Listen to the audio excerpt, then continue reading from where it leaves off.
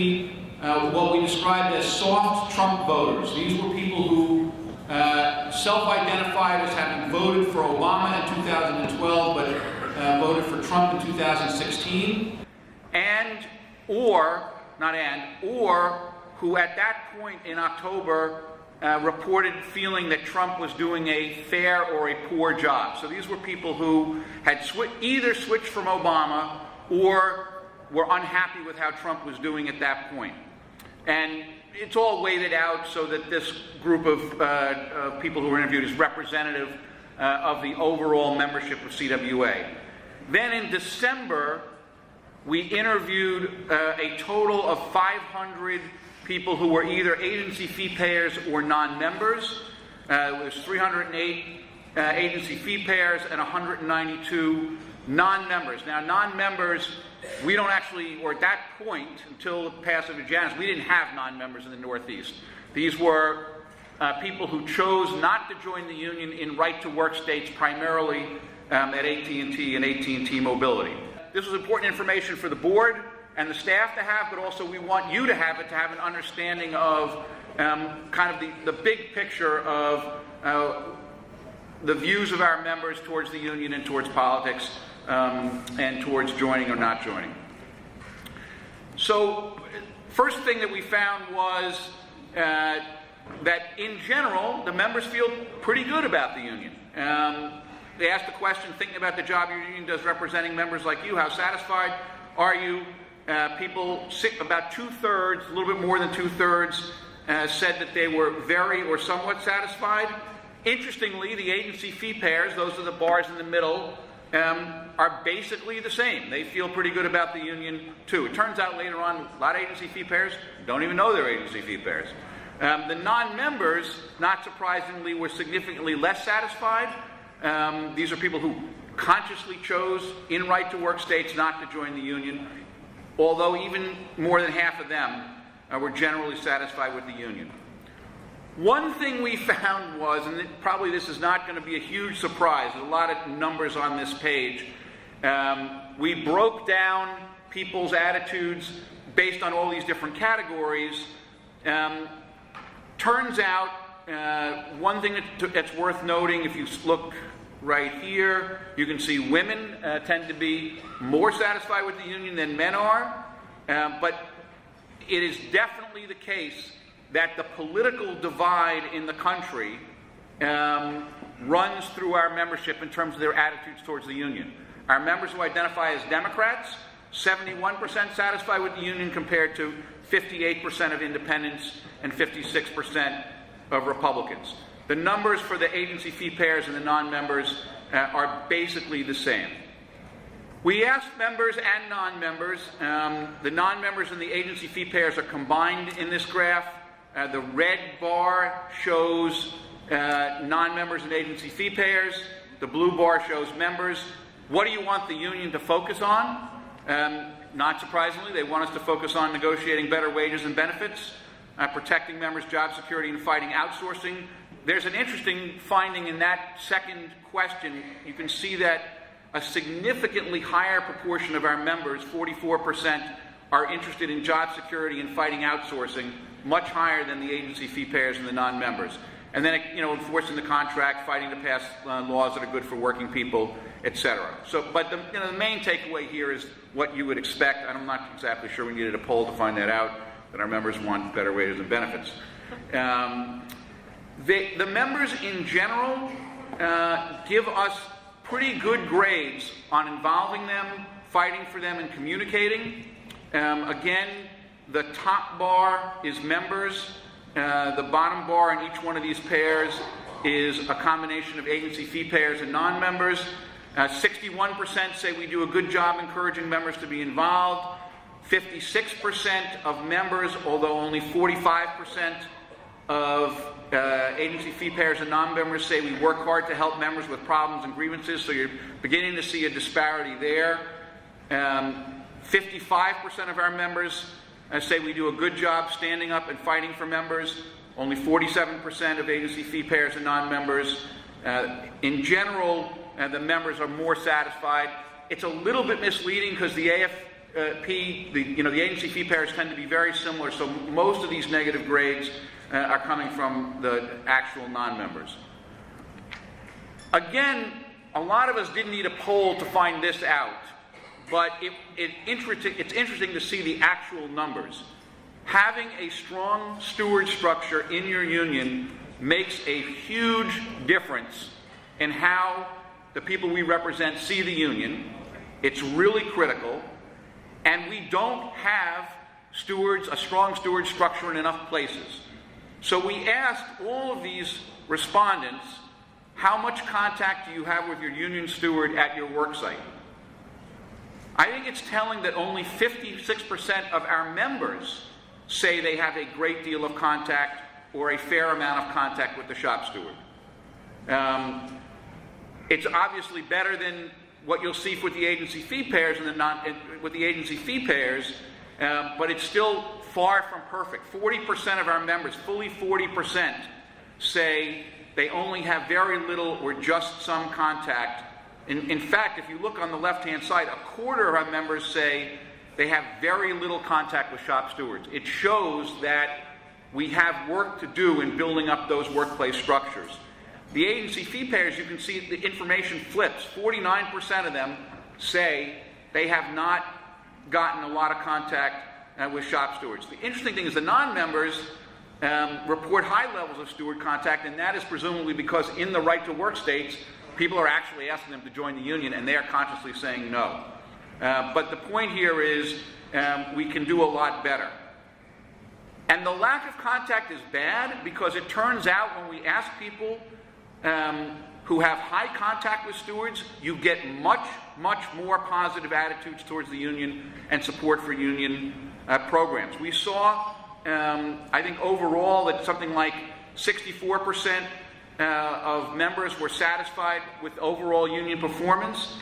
Those who have high steward contact, 73% say they are satisfied with the union. And it drops to 53 with low steward contact, and you can see agency fee payers and non-members, very similar numbers. So you're adding about 10 points of satisfaction if people are in contact with their stewards. And across the board, you can see standing up and fighting for members, much, much more support on working to elect candidates who support working people, much more support in negotiating for good salaries and benefits if members have a high level of steward contact. So this was one of the most significant findings, I think, of the poll.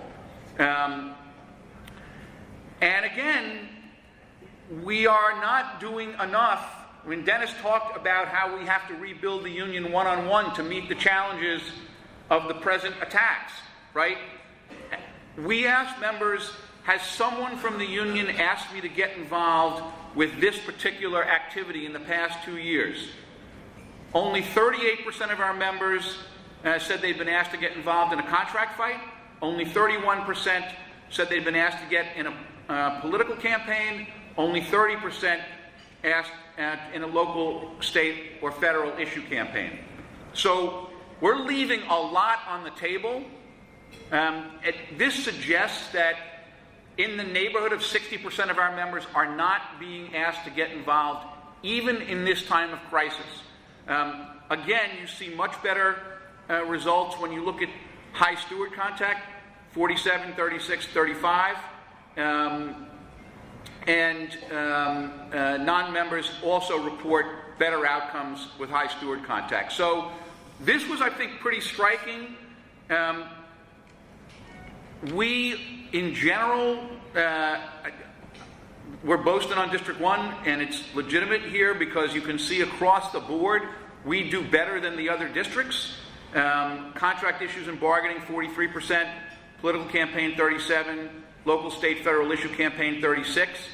We're better in all these measures, even though I would say all of us have a long way to go. But you can see there's quite a discrepancy, and you know, Dennis mentioned this question of us having to play a leading role in many of these national fights. It's reflected in these statistics.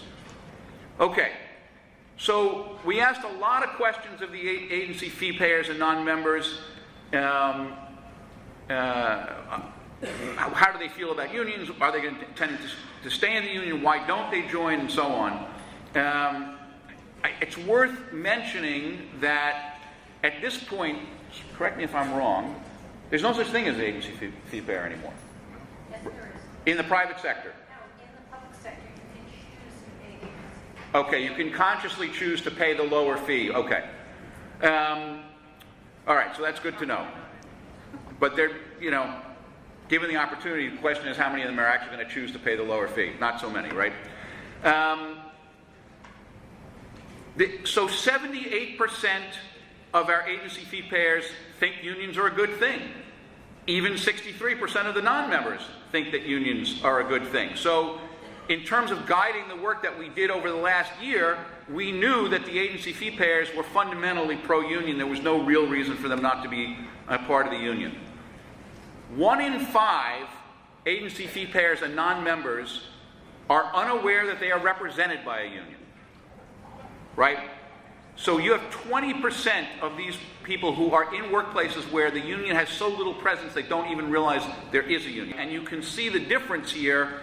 The big units where we had agency fee payers and non-members were AT&T Core, where 89% of the people knew there was a union. But at AT&T Mobility, despite the great work that we did, still at the time we took this poll, which was in December after the contract fight, 30% of our members at AT&T Mobility did not realize that they were represented by a union, which gives you a sense. Obviously in New Jersey, the vast overwhelming majority of our state workers knew they were in a union. Our other really big professional and technical unit at the University of California, we had a similar problem. 27% said they didn't know. The 1180 people and the 1182 people are probably wondering where your numbers, the numbers of those folks that we interviewed weren't big enough to be statistically significant. So these are our biggest groups where you could actually get meaningful data for agency fee payers and non-members. Again, this just reinforces that in general, agency fee payers believe that unions, the blue part of the pie chart, unions prevent arbitrary and unfair treatment by management, as opposed to 28% who say unions protect poorly performing workers. When you get to non-members, again in the right to work states, you see those numbers get a lot worse. At the point at which we asked these questions, most public sector members said they would stick with the union, 80%. Only 17% said they would definitely or probably not stay with the union. So the fact that we've got 84% signed up in New Jersey and probably, with the capacity to go significantly higher still, the fact that we're at 95% in local 1180 shows that when we do the work, we can actually do even better when we talk to people about staying in the union. Again, if you look at the data on the right-hand side, you can see we have a political divide. 87% of our agency fee payers and non-members who identify as Democrats say they will definitely stay in the union. And I just want to make one comment about this. I think one thing that is definitely the case is we are living at in a political moment when the divisions between Democrats and Republicans are as deep as they have ever been. And this is obviously something you are all grappling with every day in conversations about Trump and the issues and everything that's going on. That you'll see in a minute, the ways in which, there's one particular way in which I'm not going to give it away. Our Republican members live, especially the hardcore Trump supporters live in a bubble of their own making. Again, if you look at the bottom, where agency fee payers and non-members have high steward contact, 90% of them say they would be interested in staying in the union. Only 70% when you have low steward contact.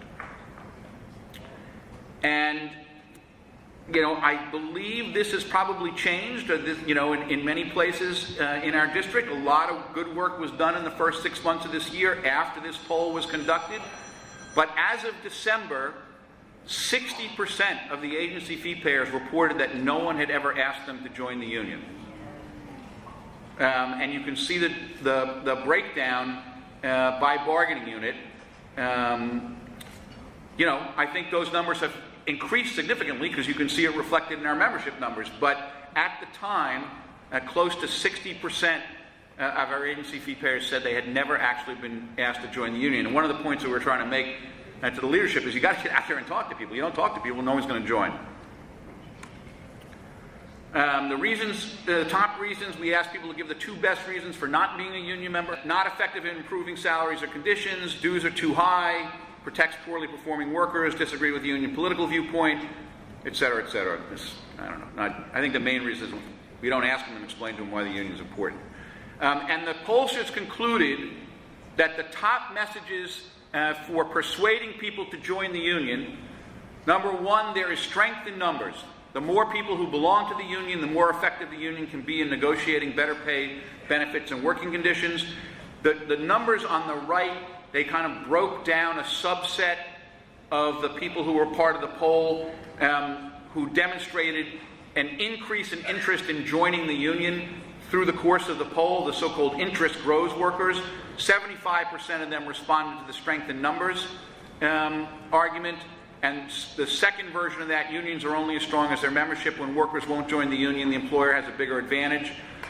So in other words, when we look at these 2 messages, the positive version, there is strength in numbers, is the most powerful message that we can use in talking to non-members. I mentioned earlier, we oversampled these so-called soft Trump voters, people who voted for Obama in 2012 and or did not have a very positive view of Trump. All right, so this is a breakdown. There's a lot of data on this slide, and I'll just try to point out a couple of important points. About 15% of our members, well, let me start over here. In the column that's got the red label at the top is the core Trump voters. These are the people who didn't vote for Obama in 2012, voted for Trump, and at the time of the poll, you'll see 97% of them said Trump was doing a great job. And I foreshadowed this a second ago. What is the single distinguishing characteristic of our core Trump voters? Core Trump voters, far right-hand side, highlighted in red, 61% of them describe themselves as getting most of their news from Fox News. So my advice to those of you who have to deal with these members in the field all the time is don't, right? Like, you are banging your head against the wall. These people are hardcore, right? And we're not moving them, and most likely you're just going to get in a fight with them. They're operating with an alternative set of facts that are basically not reality. You know, interestingly,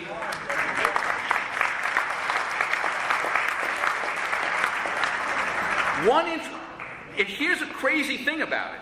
If you go down to the very bottom on the right-hand side, 52% of these core Trump voters are satisfied with the union.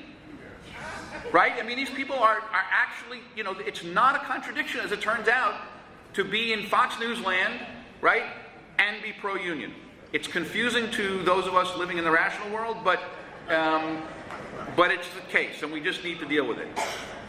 Now, going back to the left-hand side, the middle column is soft Trump voters. Now, 15% of our members characterize themselves as soft Trump voters. In a sense, that's who we're talking to. Those are the swing voters. If those 15% of people in our union and in other unions and in other states in the country had voted for Hillary Clinton, we would have won in a landslide. So those are the people that we need to talk to. And again, we also know, look, there are very distinct racial breakdowns here, right? The core Trump voters and the soft Trump voters, you can see here, 86% of them are white, 85% of the core Trump voters are white, as opposed to 60% of our overall membership. And white non-college graduates, 49% are soft Trump voters, 52% are core Trump voters. Age, yeah. Older white guys, and I know I'm familiar with a lot of older white guys. Know all about older white guys. You know, in places like Suffolk County and Staten Island and upstate, you got a lot of older white guys. I get it. It's hard.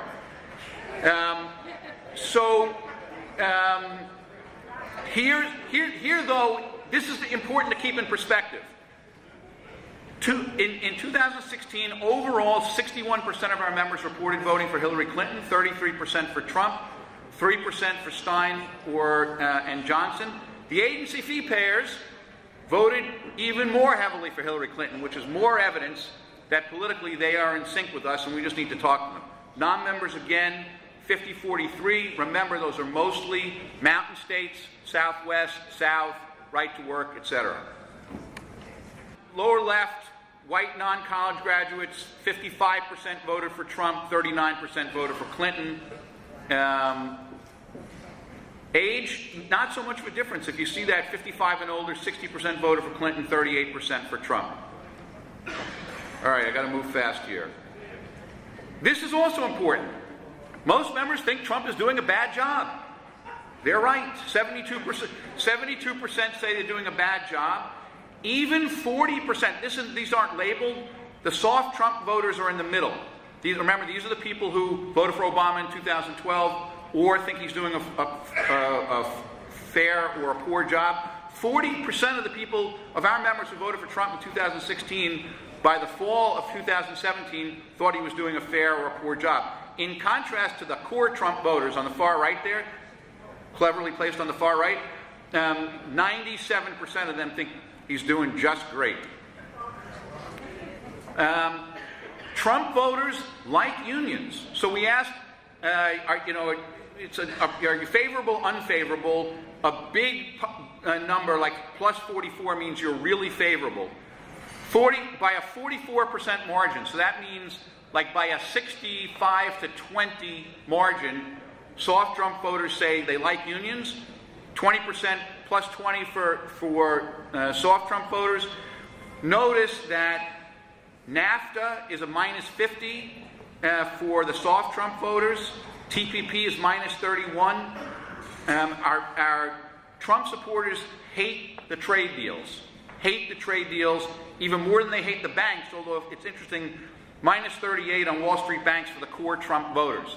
So there's a lot of contradictions going on there since, Trump's main achievement seems to be empowering the Wall Street banks through everything he's doing. Our members say that they trust the union to take the right stands and positions on issues.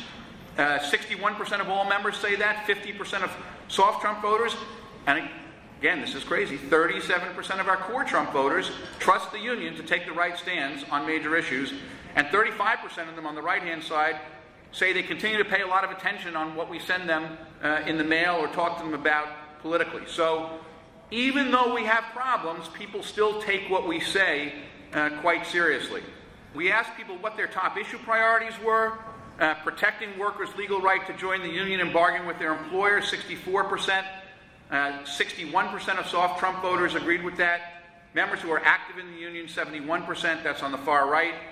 One interesting thing is when we asked people whether or not it was more important working to defeat politicians who work to lower wages, reduce rights, 56% said that was one of the most important things. When you said working to elect politicians who work to raise wages, the positive view, only 48%. So people are angry. Like the negative version, working to defeat politicians who work against us, has a higher resonance. And wrapping up here, what are the strongest criticisms of Trump among the soft Trump voters? We asked people what were the most effective arguments. Trump spends too much time tweeting and bickering with other public figures, which prevents compromise and distracts them from focusing on what our country really needs. He's too thin-skinned, self-involved, and irrational to be an effective leader. So our soft Trump voters, they see what we see. Then the second strongest was put an end to bad trade deals such as NAFTA that hurt American workers. Now he's secretly renegotiating NAFTA, et cetera, Trump tax plan, and so on and so forth. So here are the key takeaways. The powerful issues include wages, workers' rights, tax fairness, and offshoring, although not trade deals. People's opinions have shifted on trade to some extent, although this is something we can discuss more. But the polls showed that because being against the trade deals is now identified with Trump, our members are less hostile to the trade deals. Members are more motivated by harm done by politicians than promises of positive change. Trump's bad acts are more powerful evidence than his failure to make promised changes.